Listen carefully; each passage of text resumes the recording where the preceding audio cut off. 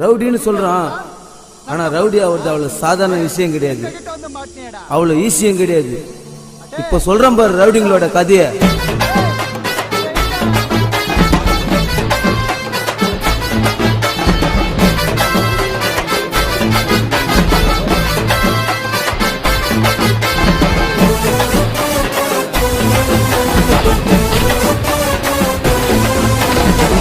கர்ண கபாலம் பொழுதுக்கும் நவ போல பானு திறந்துக்கும் கர்ண கபாலம் பொழுதுக்கும் நவ போல பானு திறந்துக்கும் எட கொடமா சுத்துன துணி சல்லில என் கத்தி பட்டவன் எவனும் பொழைச்சதில்ல.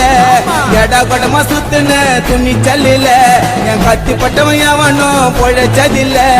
ஓடுனா உருவேன் கொண்டில சுருவேன் கர்ண கபாலம் பொழுதுக்கும்